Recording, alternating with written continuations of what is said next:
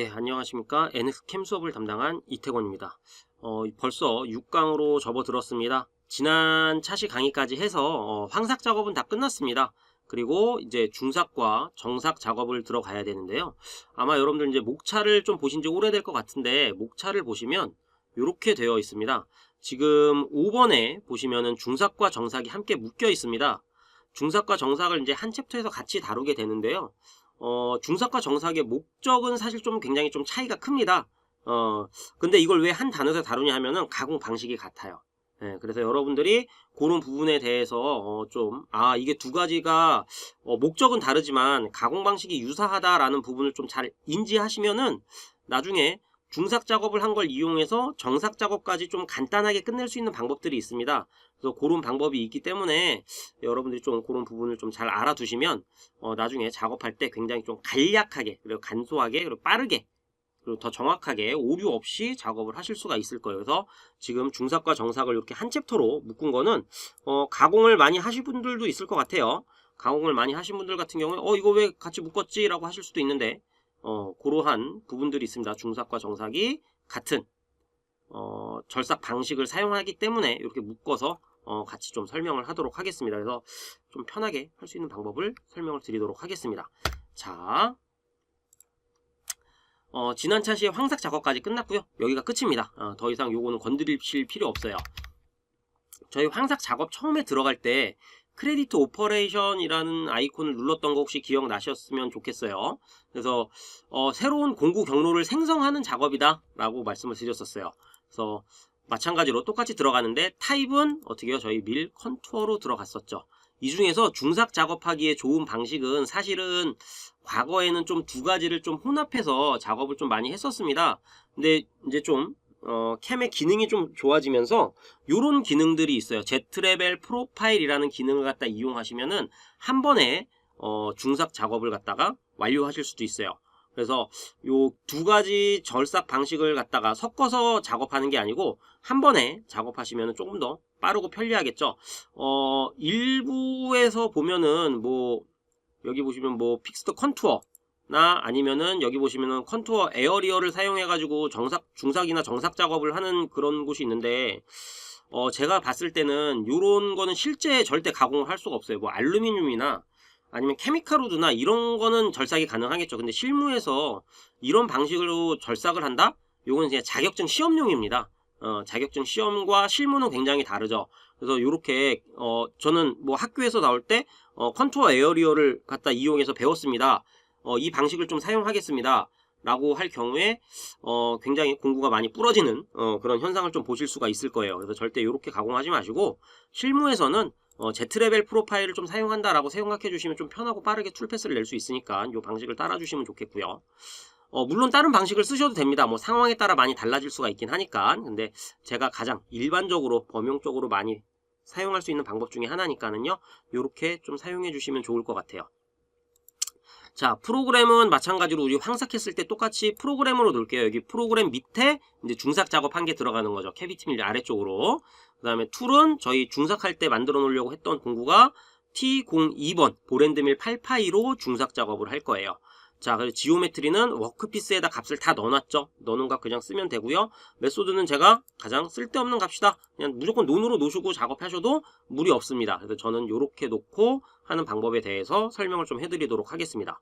자, 오케이 하고 들어가셔가지고요. 마찬가지입니다. 이 상태에서 그냥 제너레이터를 누르고 툴패스를 내버리면요. 여기 아래까지 지금 툴패스가 나는 걸 보실 수가 있죠. 그래서 바이스를 이용해서 공작물을 고정하는데 이렇게 되어 있으면 좀 이제 바이스가 손상되고 공구가 손상되고 좀 문제가 커지는 현상을 보실 수가 있어요. 그래서 저희 황삭에서 했던 거랑 똑같습니다. 그래서 제가 말했듯이 황삭에서 배우고 난 거 중삭이나 정삭에서 좀 편하게 쓸 수 있다라고 했던 부분이 이런 부분들이에요. 자, 이런 거 없으려면 저희 어떻게 했냐면은 컷 에어리어로 요렇게 지정했죠. 여기까지. 만약에 옵션에 따라 다르겠지만 이렇게 둘레가 같이 선택이 된다 그러면 쉬프트 누르고 여기 클릭하시면은 된다. 이렇게 해제가 된다라고 설명을 드렸었어요.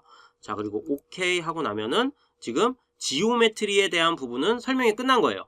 네. 자, 요건 덮겠습니다.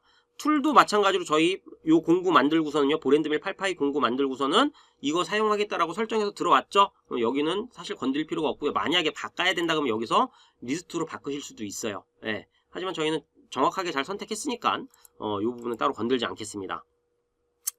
자, 여기에서 이제 값이 들어가야 되는데, 여러분들 아마 여기 옵션들이 너무 많네. 여기 메소드는 그래 요건 논이라고 했으니까 그래 논 하면 되는데, 다른 부분 건드리실 필요 없어요. 자, 요것만 볼게요. 자, 한번 툴패스 계산 한 번만 해볼게요.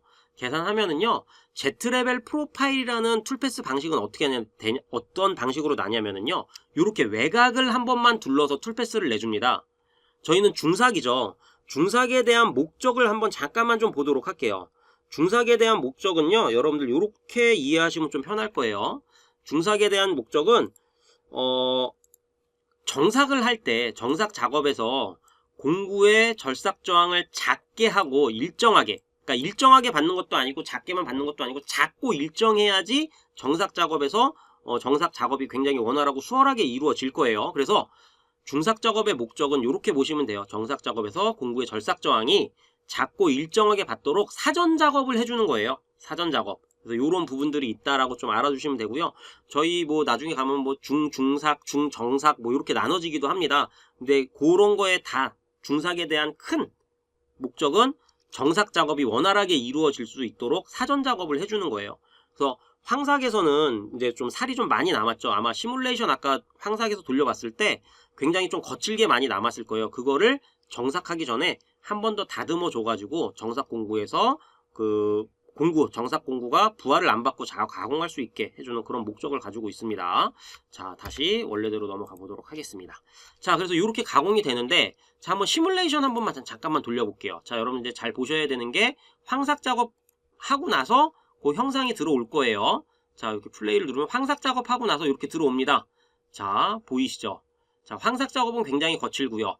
그 다음에 지금 여러분들이 하는 Z레벨 프로파일은 외곽만 한 바퀴 돌았어요. 요렇게 될 경우에, 자, 여기 보시면 살이 굉장히 울컥울컥하게 많이 남은 부분들이 있죠. 그래서 작고 일정하게 만들어야 되는데, Z레벨 프로파일의 옵션 값을 바꾸지 않고 그냥 요렇게만 작업한다라고 하면은 나중에 가공에 굉장히 좀 큰 문제가 생길 수가 있어요. 그래서 이제 어떻게 바꿔줘야 되는지 그거에 대해서 이야기를 좀 드리도록 하겠습니다. 여기 보시면은 3mm, 1mm 이렇게 들어갔는데 이 부분 건드리실 필요 없어요. 자, 그 다음에 디퍼컷, 깊이에 대한 값인데, 외곽을 한 바퀴 돌고 내려가는데, 돌 때마다 이 거리가 6mm씩 밑으로 내려가는 거예요. Z값으로 순수하게. Z값으로 6mm씩 내려가는데, 중삭이다라고 하면은 뭐, 사실 재질에 따라 다르겠지만, 저는 여기서 한 2mm 정도 주겠습니다. 뭐, 여러 가지 형상이나 뭐 이런 거, 그 다음에 정삭 공구가 들어가는 크기나 이런 거에 따라 굉장히 좀 다른데요. 보통, 그냥, 평범하게 그냥 빠르게 막 작업해도 되는 거다. 재질이 그렇게 막 강하지 않다 하고 하면은 뭐 한 1.5에서 2mm 정도. 근데 뭐 공구가 그 다음에 정삭 공구가 굉장히 좀 작은 게 들어가야 된다 라고 할 경우에 좀 더 세세하게 값을 좀 분할해주는 그런 역할을 하기도 합니다. 요것도 마찬가지로 현장에서 기존의 사수가 여러분들 선임자가 사용하던 치수가 있다면 그 치수를 이용해서 사용하시면은 아마 적절할 거예요. 자, 2mm를 놓고서는 제너레이터로 툴패스를 한번 계산을 해보도록 하겠습니다. 훨씬 더 촘촘한 게 느껴지시죠? 자, 요것도 마찬가지로 시뮬레이션을 돌리면, 자, 플레이 해보겠습니다. 자, 그러면은 요렇게 시뮬레이션을 돌리면 2mm로 놨을 때 아까 돼 있던 6mm보다 굉장히 좀 깔끔하게 나오는 걸 확인할 수가 있어요. 그런데 여기서 한 가지 문제가 있습니다. 뭐냐면은요. 자, 여기 보시면은 측면 같은 경우에 좀 이렇게 깔끔하게 났죠. 그런데 위쪽을 한번 보세요. 위쪽 요렇게 요런 구간들이 지금 툴패스가 잘 안 났죠. 여기 바닥 부분이라던가 요 부분이 툴패스가 잘 안 났어요. 자, 그럴 수밖에 없는 게 실제 툴패스를 눈으로 보더라도 바닥 부분에 공구가 들어간 경우는 없고요. 이렇게 평평한 구간에는 공구가 거의 안 들어갔고요. 경사가 완만한 구간에는 툴패스가 넓게 들어갑니다. 예. 그래서 요렇게 돼서 요런 구간들 같은 경우에 살이 많이 남아서 나중에 좀 문제가 될 수 있는데, 요런 쪽으로에 대한 대처법에 대해서 좀 설명을 드릴까 해요. 그래서 저는 일단 툴패스의 간격은 2mm로 작업을 할 건데, 여러분들은 요 값은 아마 좀 바꾸셔야 될 거예요. 지금 수업을 하다 보니까 요거보다 좀 촘촘하게 주게 되면은 계산하는데 시간이 많이 걸려서 이렇게 좀 값을 주도록 하겠습니다. 자, 컷 레벨은 넘어가겠습니다. 굳이 안 건드리셔도 괜찮아요. 자, 커팅 파라메터에 대한 값을 들어가면은요, 커팅 파라메터에 하향 절삭, 그 다음에 깊이 우선으로 무조건 해주시는 게 제일 빠르겠죠. 요렇게 아까 황삭에서도 다 설명했기 때문에 넘어가겠습니다. 훨씬 더 간단하죠. 자, 스톡값. 우리 황삭하고 나서 황삭에 대한 가공 여유를 남겼었죠. 황삭 작업에서요. 황삭 작업에서 가공 여유 0.4mm 남겼습니다. 마찬가지로 중삭도 살이 많이 남아있는 부분들이 있기 때문에 이런 부분에 대한 값을 좀 남겨주셔야 돼요. 그래서 저는 중삭 작업을 할 때 사실은 0.2mm 정도 이렇게 좀 남겨줍니다.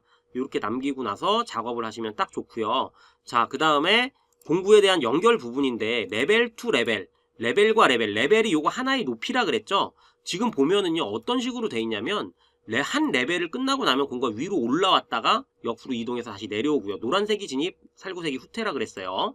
그래서 공구가 여기서 내려왔다가 절삭하고 한 바퀴 돌고 나서 다시 올라가서 위로 올라갔다가 다시 내려옵니다. 근데 사실 이거 너무 시간 낭비가 심하죠.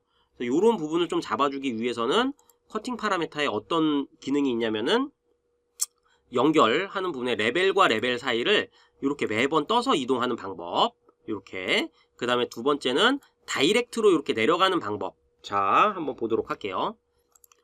공구가 여기 내려와서 이렇게 한 바퀴 절삭을 하고 나면은요, 여기 밑으로 이렇게 쭉 하고 내려가요. 90도로. 자, 이렇게 내려가면 문제가 뭐냐면은요, 공구에 자국이 남아버려요. 굉장히 좀 진하게 남습니다. 그래서 사실은 중삭이어서 그렇게 크게 상관은 없지만 요 중삭으로 만든 데이터를 나중에 정삭에 가서 그대로 사용을 할 거기 때문에 요런 방식보다는요, 자, 제가 설명드리는 방식, 요 방식으로 좀 하시면 좋겠어요. 자, 마지막으로 나오는 요 방식인데, 요 방식을 보면은요,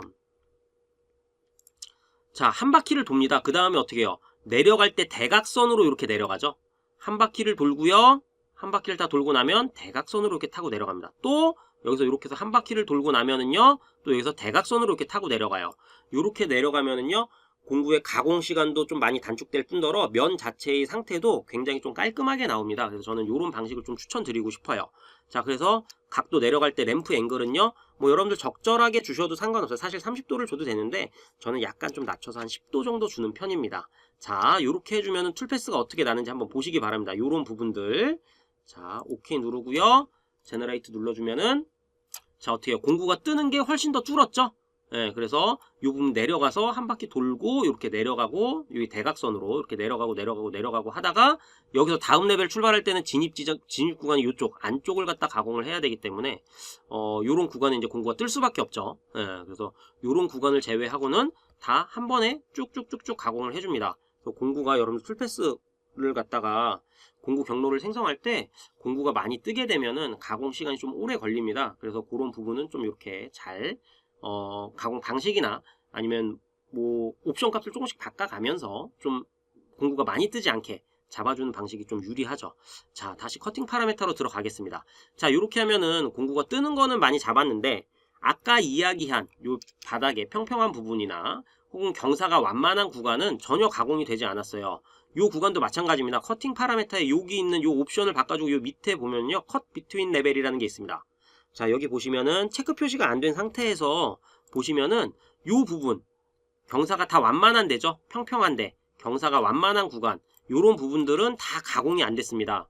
그런데 여기 볼게요. 체크 표시를 해주고 나면은요, 여기 한번 봅시다.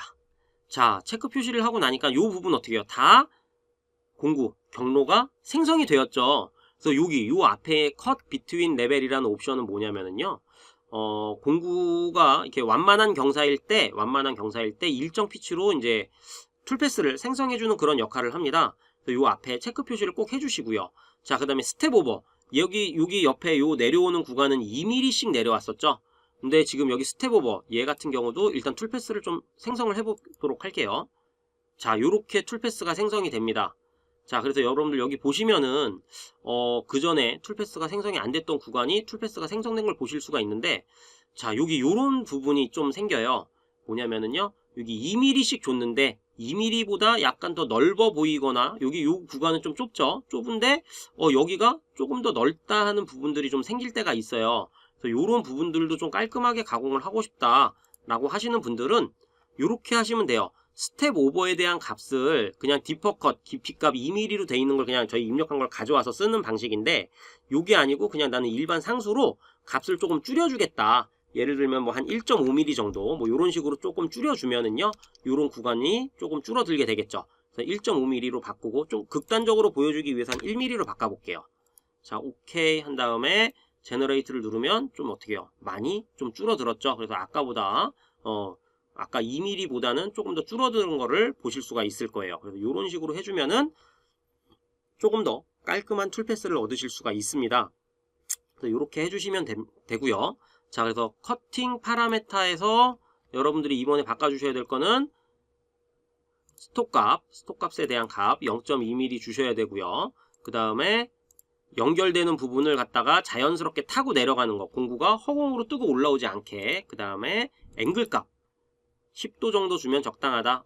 저는 조금 더 각도를 주고 싶어요 라고 하시는 분들은 조금 더 주셔도 상관은 없습니다. 그 다음에 경사가 완만한 구간을 갖다가 우리가 가공하겠다라고 할 경우에 어떻게 해요? 요 앞에 체크 표시 해주시고요. 그 다음에 공구 사이 경로 간격을 갖다 이렇게 바꿔주시면은 조금 더 깔끔한 툴패스를 얻으실 수가 있어요. 자, 그래서 여기까지 꼭 한번 해보시고요. 자, 그 다음에 논커팅 무브와 피드 앤 스피드 값은 황삭과 너무 유사합니다. 그래서 여기 보시면은 자, 커팅 에어리어에 헬리컬로 들어가야 되는 구간이 있다. 클로즈 에어리어 영역이죠. 이런 구간에 램프 각도를 저희 몇 도 줬었어요?